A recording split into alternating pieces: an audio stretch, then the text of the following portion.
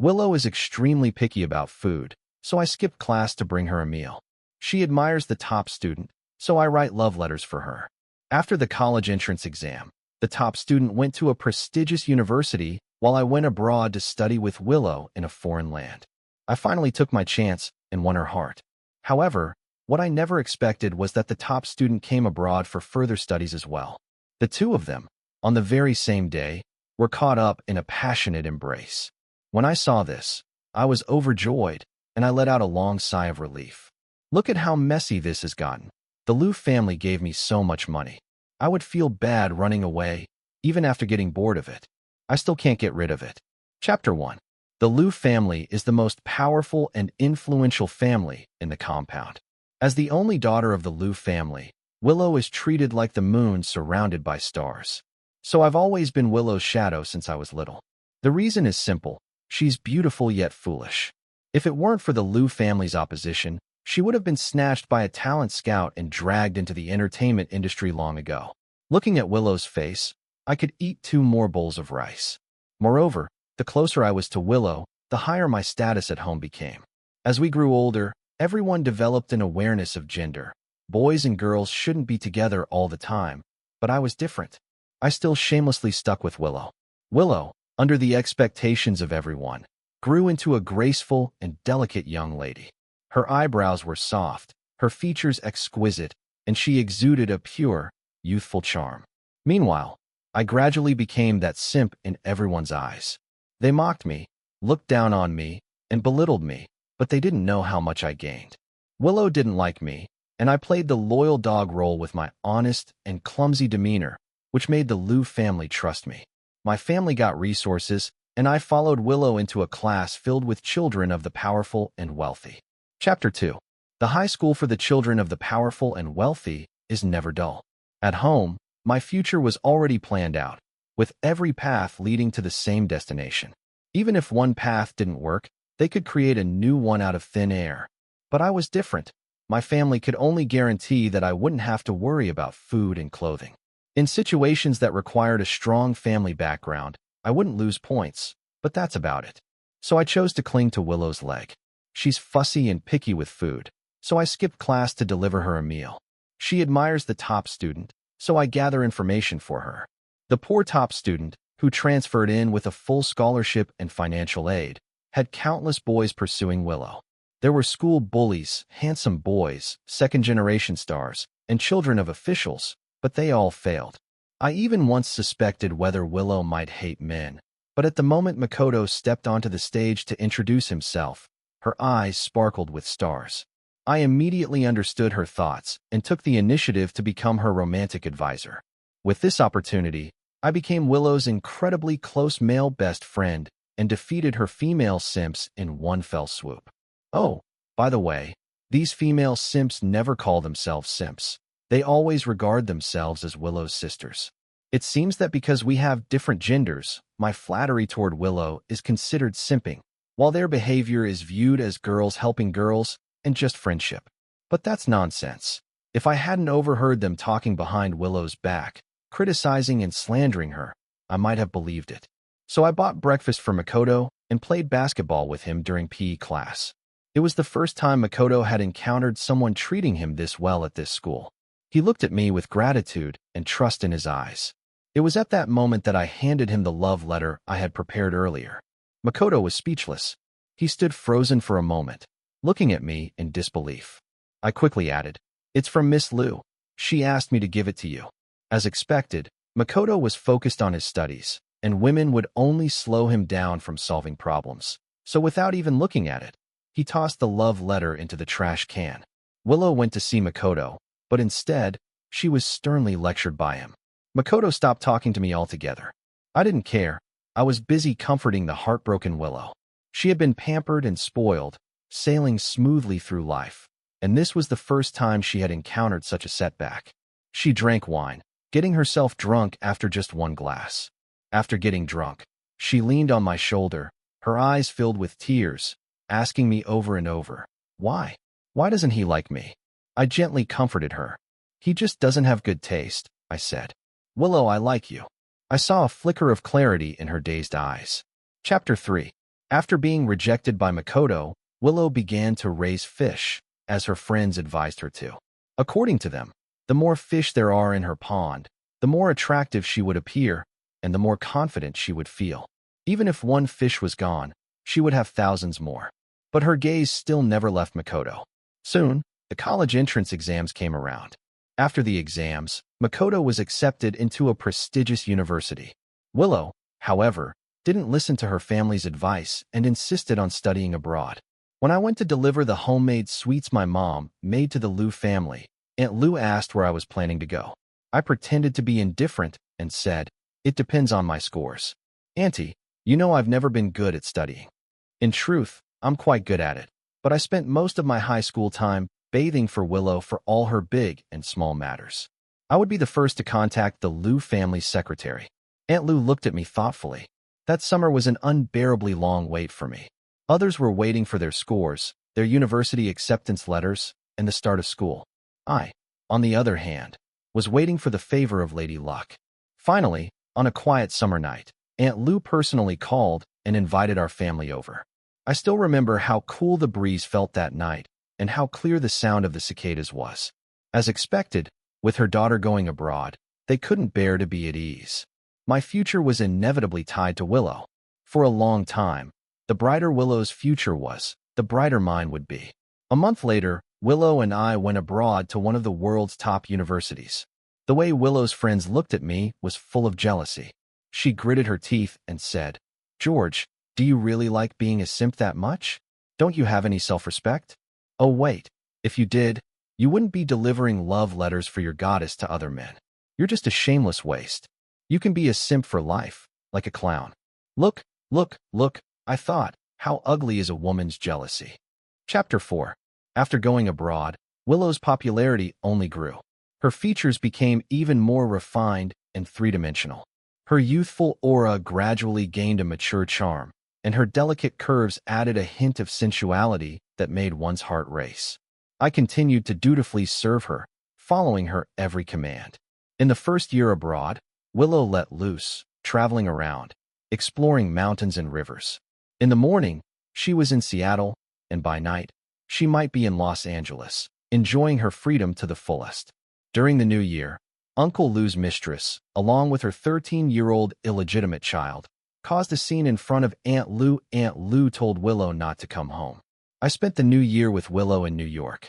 As we waited for midnight to arrive, she suddenly asked me, "George, is it possible for someone's heart to stay the same?"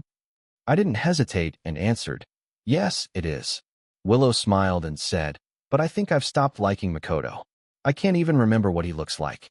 Back then, I thought I'd never liked anyone as much as I liked him." Honestly, I think Willow was just attracted to someone completely different from her. What kind of love is that? But if you ask me what love is, I couldn't answer either. No one ever taught us. The fireworks outside lit up Willow's excessively beautiful face. Without thinking, I pulled Willow into my arms and kissed her soft lips. The pace of adults is quick. By the time Willow reacted, the arrow was already on the string. I whispered, asking her if it was okay. She blushed slightly but nodded. The academic workload at the top university was too difficult. I still had to play bodyguard and servant for Willow. I needed to release some pent-up energy. "Willow, this is the reward I deserve." I lifted her up and energetically did my homework. I was eating so well. Willow's seductive gaze was fixated on me, as if she could hypnotize me with a single look. She was delicate, arrogant, and extravagant, full of flaws, but her appearance was truly a work of art. It was all mine to take. I released the pressure of these years, that repressed childhood, the distorted family relationships. All made me feel constant strain. I poured it all into Willow. She responded to my passion, seeming to drop all her defenses. She bit her lip and asked, "George, do you really like me?" I absent-mindedly nodded and casually answered, "Yes, of course I do." She said slowly, "Then, George, you're not allowed to regret it." She stubbornly stared at me, as if she was trying to pierce my soul. For a moment, I felt a strange illusion. Could she like me?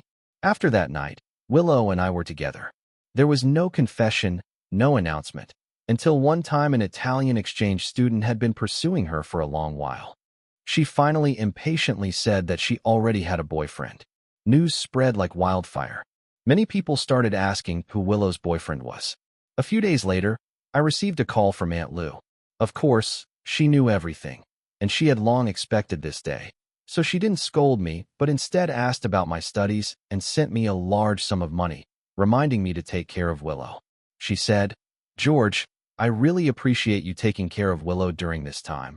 But then she casually mentioned that my parents recently got a dog, and she said, "Having a dog is great. They can guard the house and ward off evil. But one thing, never let the dog on the table to eat." Before I could reply, the call ended with the busy tone. Her view of me had always been that I was just a dog raised for Willow. Willow happened to walk over, rolling her eyes. "George, why are you dragging your feet?" I turned around and smiled. "I'm coming." Chapter 5. For the remaining 2 years of college, Willow and I lived a shameless life. Mainly, I was the shameless one. Willow was very conservative about these things, always blushing every time. Maybe it was because the pressure of the past years had been too much for me. I had completely taken Willow, and sometimes when she saw me, her body would tremble. As graduation approached, we were preparing to return to our home country. I overheard Willow having an argument with Aunt Lou on the phone once. It seemed to be about a marriage arrangement. In the end, she responded with a reluctant, "Okay." That night, she was especially clingy. I thought that might be our last night together. She was probably about to break up with me. I waited for several days, but things were still as usual. I tentatively brought up breaking up with her. She glared at me angrily, her cheeks puffed up like an annoyed pufferfish. She said, "I don't agree." She threw a tantrum, then threw herself into my arms and sobbed. "George, let's stay abroad, okay? Just the two of us." For a moment, I almost took her seriously, until Makoto appeared before her again. Chapter 6. Makoto was still as impressive as ever, like a pine tree standing proudly on the cliff. He got into this school on his own merits, was sought after by professors, and won scholarships. I saw Willow gazing at him with admiration, instantly turning into a pure and innocent girl, like a love-struck fool. It was just like when Makoto first transferred here, standing at the podium introducing himself. But this time, things were different. This time, Makoto stepped down from his pedestal and walked over to her. He greeted her. "Willow, long time no see." They exchanged contact details. All the past unpleasantness seemed to have faded away. Once the storm has passed, they met again. They had both matured a lot. That day was also our 2-year anniversary. I had prepared a gift, cooked a whole table of dishes, and made a PPT and a short video showing the moments of the past years. Willow said she would be back soon. I waited for 3 hours, then I received a call from Makoto saying, "George, Willow got drunk. Can you come pick her up?" I hesitated for a moment, but still went. That night, she slept through the whole night, drunk. Then on my birthday, she was called away by Makoto with a phone call. The streets were not very safe in the early hours of the morning. But with just one word from Makoto, Willow left without even saying goodbye to me and went to find him alone. At the restaurant, I waited for Willow for a long time until I received a text from Makoto. He wrote, "George, you deliberately made me reject Willow back then, didn't you? No matter how much you try to stop it, those who are meant to be together will eventually end up together." I looked at those provocative messages and couldn't help but laugh out loud. He didn't know that I had wanted to break up for a long time. Willow didn't want to go back to the country, but I thought, she's a rich girl, spending hundreds of thousands a month. If her parents cut her off financially, how would I afford it? Besides, the Liu family had already arranged a future for me. If things went as planned, I would rise to prominence. My future would far exceed my father's. I would be the most successful in our family. And now you tell me you're not going back? If I was still Willow's boyfriend, it would be hard to explain why I returned to the country alone and left her here. Chapter 7. Makoto sent me his location. I didn't want to disturb Willow and Makoto, but then I suddenly remembered Aunt Lou's warning. The Liu family's money wasn't given to me for nothing, and I had to keep an eye on things for Aunt Lou. No matter what, we can't go as far as creating a life, you know. I sent Willow a message, but she didn't reply. I grabbed the half box of cash left at home and took a cab over. At the building's entrance, I saw Makoto holding Willow's hand, looking at her with deep affection and saying, "I was really blind before. Why can I call you that?"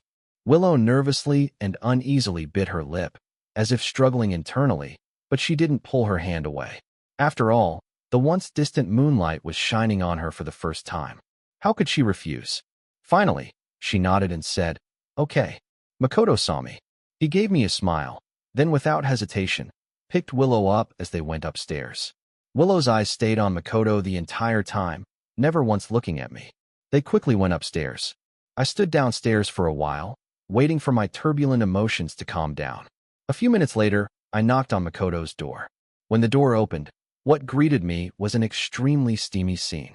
Willow was half leaning against the entryway cabinet, her long legs slightly bent, with her pale ankles barely visible. Makoto was holding the stockings she had taken off, his expression ambiguous. At the sight of me, Willow seemed surprised. She asked, "George, what are you doing here?" She seemed a bit upset that I interrupted them, but I still dutifully shoved the things into her hands. I said, "Don't forget this," then I winked at her. Willow stood frozen, staring at the small box in her hands. I said, "You two enjoy yourselves. I won't disturb you. Goodbye." Chapter 8. As I turned to leave, Willow grabbed my wrist. Her face turned red, and she asked slowly, "George, what do you mean by this? What do you think I came here for?" Willow's tone was full of indignation. I saw Makoto turn around and sit on the sofa, looking at me with a smirk. When he spoke again, his tone was filled with annoyance. "George, you misunderstood. When Willow came today, she hurt her foot. I just wanted to help her bandage it." Willow threw the small box at my face, then turned to accuse me. "George, you really don't trust me, do you? I stayed here, suffering abroad, to be with you, but what about you? Is this how you treat me? I've had enough." She was talking about the last time, when she missed our 2-year anniversary, and I hadn't fully let go of my feelings and said some harsh words. She said coldly, "Why do you always think everyone has ill intentions toward me? Do you think Makoto is like you? It's because you're uneducated. You're nowhere near as good as Makoto." With that, she turned around, sat across from Makoto, and placed her ankle in his hands again. The door was wide open, and this beautiful, eye-catching scene unfolded right in front of me. I sighed and kindly closed the door for them. Chapter 9. That night, I didn't sleep well. I had a dream, the moment I first met Willow as a child. My family is a blended one. Back then, my father had just lost his wife, and my mother wasted no time bringing me to him. But he never really regarded me as his child. I have a half-brother from a different father above me and a half-sister from a different father below me.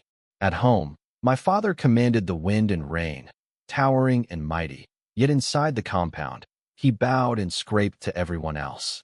All the family's resources went to my half-brother. All its affection went to my half-sister. I had nothing. For as long as I could remember, I'd been invisible. No matter how hard I worked for a perfect score, it still paled beside my half-brother sinking one golf shot. In class, clutching that perfect paper, hiding in my secret base, I ran into Willow. "This is Queen Bee's turf. Get the hell out of here," she said. Yet before the words were finished, she saw my face, all snot and tears. She rolled her eyes in disgust, but she didn't chase me away. When my mother came looking for me, she found me playing house with Willow. The very next second, I watched her put on a new face. Back home, she bragged to my father about my friendship with Willow, and he questioned me in detail. Then, incredibly, they praised me. That day, I understood my worth. To live well in that house, I had to prove my value. I was 10 and a terrible actor, yet Willow still accepted me as her playmate.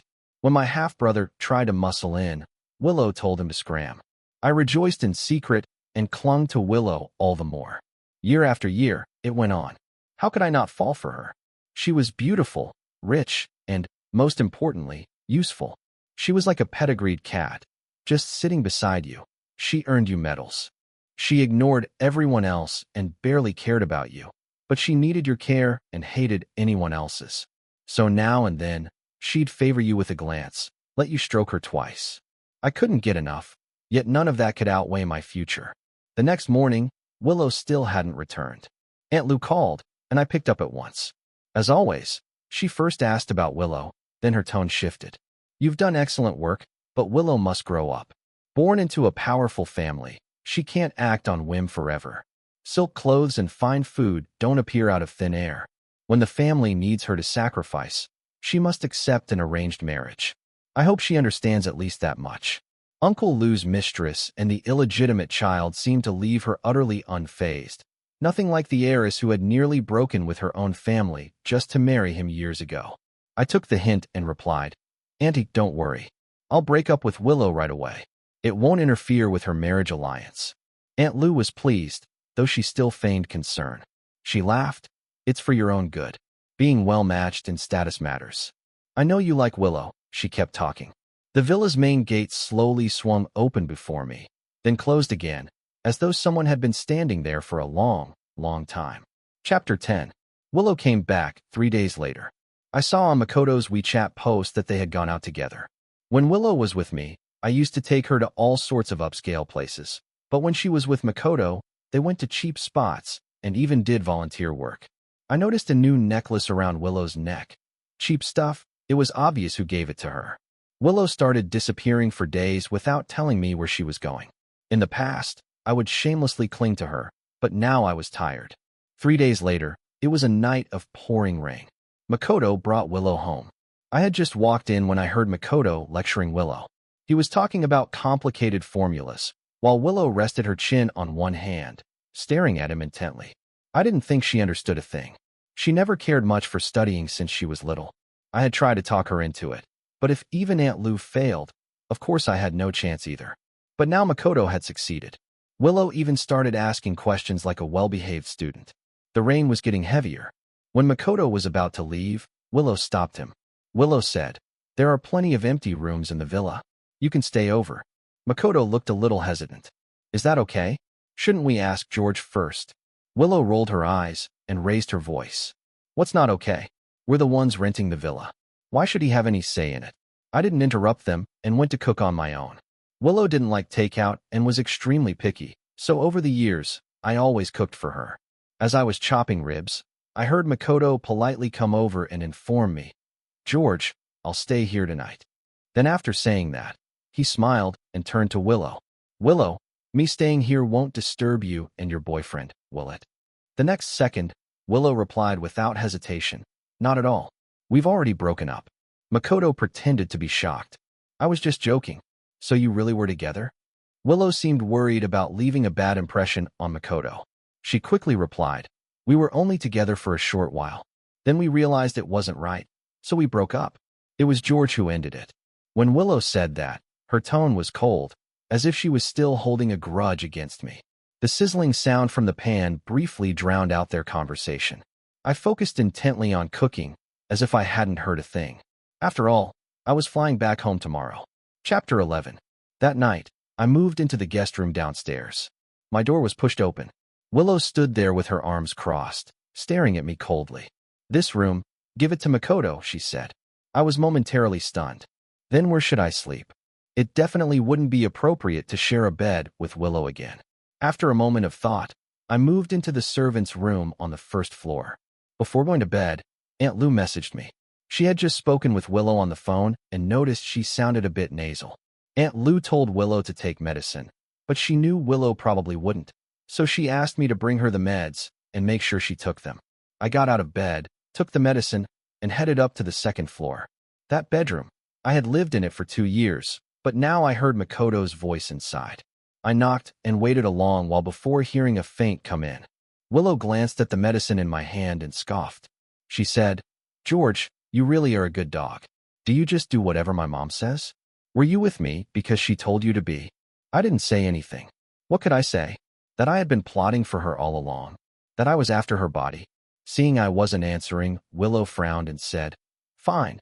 Since you're such a spineless loser, I've got nothing more to say." She looked at me with mocking eyes. "Useless.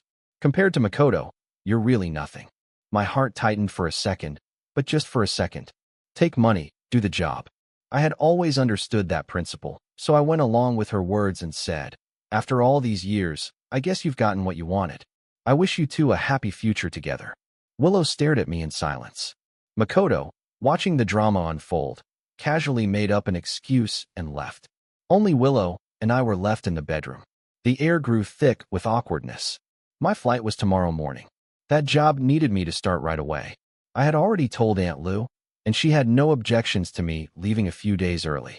I had always wanted to say goodbye to Willow, but it seemed I never found the right time. Tonight seemed like it. I cautiously said to Willow. Actually, you could have Makoto take care of you. To my surprise, Willow refused. She shook her head. No, Makoto's busy with his studies. He's the professor's star student. He doesn't have time to look after me. Your job is to take care of me. I suddenly fell silent. In that moment, I understood my place in Willow's eyes. Of course, Makoto was a hard-working genius who had made it on his own, and I was a simp clinging to the Liu family like a parasite, surviving off of their charity. Makoto had a bright future, a career, a destiny, and me, this pathetic simp in her eyes, was just a servant meant to orbit around her. Before dawn, I dragged my suitcase out of the villa. Watching the foreign land beneath my feet shrink into a small patch, I knew I had stepped onto the next journey of my life. Chapter 12. I had thought Makoto and Willow would begin a happy life together from then on, but just a month later, Makoto stood in front of me. He seemed to have been waiting for me outside my office building for quite a while.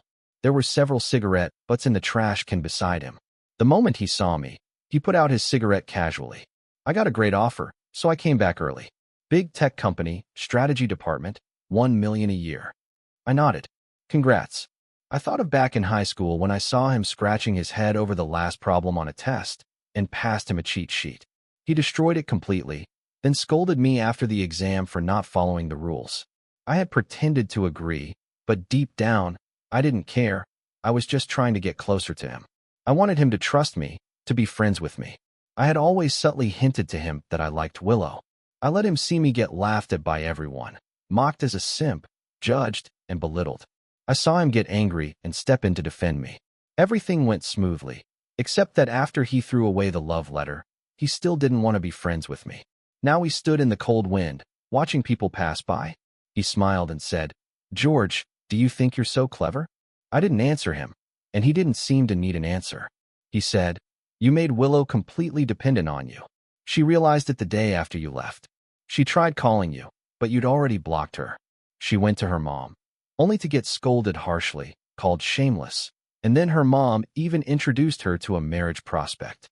Then he shifted the topic. Tone. Actually, I didn't like Willow at first. Immature and spoiled, arrogant and ignorant. Just a pretty face, really. He paused, then continued. But later on, I started to pity her. He pulled out a cigarette, about to light it, then suddenly changed his mind and put it back. He said, "You didn't have me reject Willow because you liked her." He said, "It's because you didn't want me playing house with the princess. You were afraid it would derail my future." I looked up at him but said nothing, neither confirming nor denying it. Someone like him didn't have much time to waste. A rich girl like Willow could live in her fantasy world, dreaming about pure love, but one day that fantasy would break. When that day came, Willow could just study abroad. But what about Makoto? For him, what mattered most was a bright future. Still, I never thought I had the right to make decisions for others. Before I left, I said, "You're quite the actor. I only did it because I didn't want you to steal Willow from me. She's still useful to me." I figured this might be the last time I'd see Makoto. That fake friendship from our youth, it was long overdue for an ending. From now on, we'd each walk our own path toward the light. Not long after, I worked overtime for several days to prepare for an inspection. Day and night blurred together. Finally, when work ended and I was ready to head home, I saw Willow. She stood beneath a street lamp, glaring at me. Her face held anger, but her eyes brimmed with grievance, like an abandoned cat. Chapter 13. Willow had secretly fled back to the country. Uncle Lou and Aunt Lou didn't know yet, but they would find out soon enough. The moment I saw her, I messaged Aunt Lou. Willow bit her lip and said, "George, did you have fun messing with me? Am I that easy to fool?" The proud cat now felt wronged. I couldn't find a way to smooth her fur, so I just stayed silent. She walked up to me, raised her hand, and tried to slap me across the face, but I dodged sideways. She bit her lip and asked, "George, is it that you think we can't go on, or that your crappy job is more important than me?" Both, but I couldn't say that.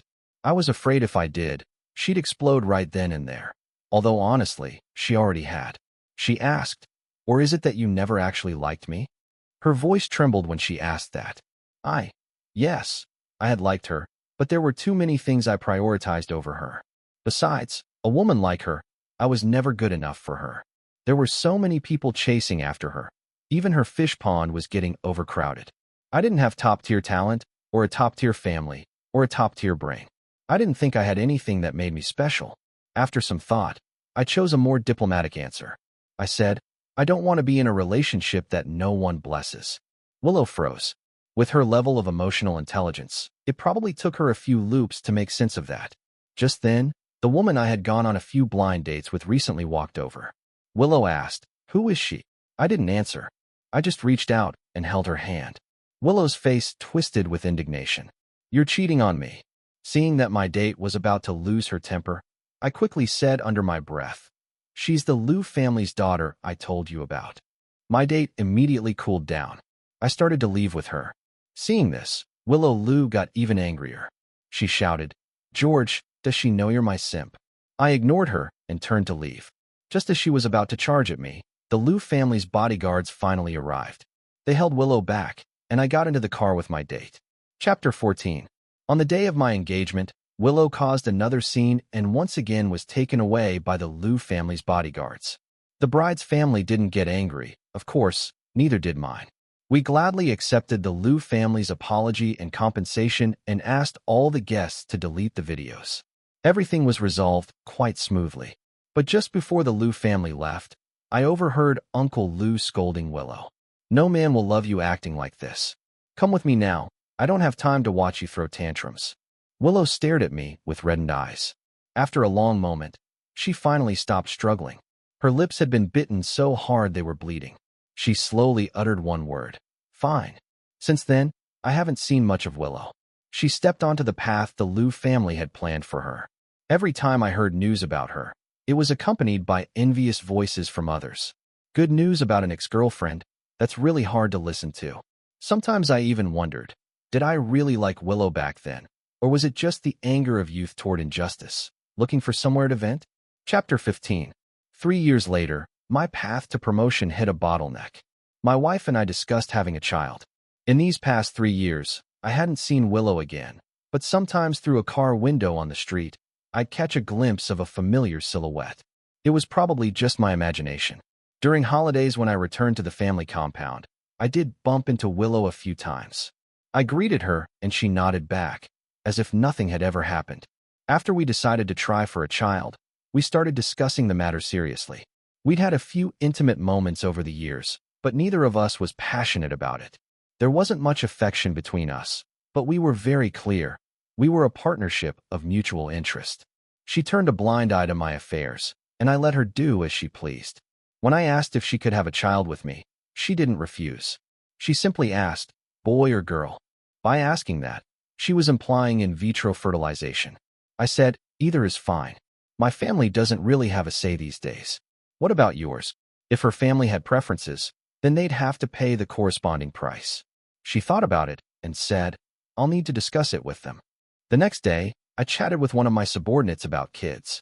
At the right moment, I casually said, my wife's been kind of obsessed lately. Keeps talking about having a kid. Even says after the baby's born, we should move the whole family to Europe. But it's taken me years to build something here. If I go over there, I'd be starting from scratch. Anyone who could survive in this field was Sharp. He followed up naturally. Maybe she just feels like you're always pouring your time and energy into work. She might think a change of scenery would help. But boss, you really should consider having a kid. She's doing it for the sake of your family, after all. I smiled and agreed.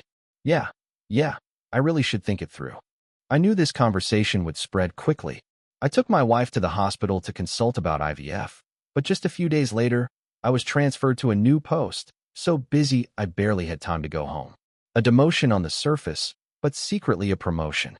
Just like that, the road to advancement suddenly opened up, and the new department head took very good care of me. Of course, I knew who had made it happen.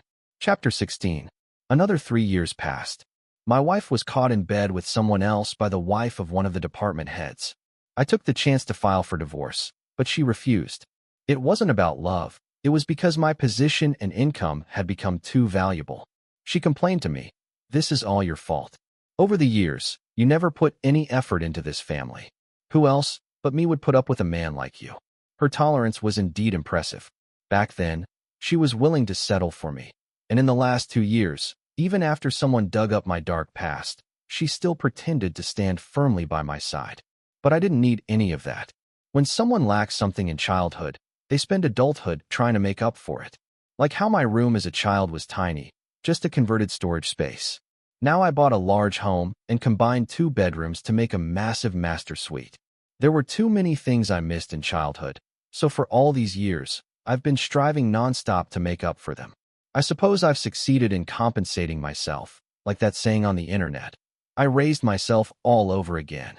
But I overlooked something. This was my first time raising myself, so I never really knew what it was I wanted. It felt like I'd gotten everything, yet somehow I had nothing.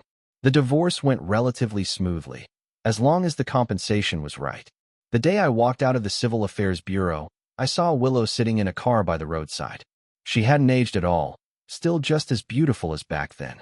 No bodyguards, just a driver. She glanced at me, then left. My wife, no, my ex-wife, rolled her eyes and said, "She's crazy, isn't she? Still not married after all these years, waiting for you? She hears you're divorced, comes to find you, and then leaves without saying a word." I smiled and shook my head. It wasn't like that. I think she probably regretted not choosing that path back then. So she came to see for herself whether that path really would have been as beautiful as she once imagined. She could easily walk that road now, but the question is, does she still want to? I glanced at the car driving away. I think she already knows the answer. Love is like revisiting an old place, trying to relive the past by sticking to the same rules. But when you return, you're no longer in the same state of mind. Over the years, Willow has probably realized why I stayed by her side in the first place. What's missed is missed, but that doesn't mean it's a regret.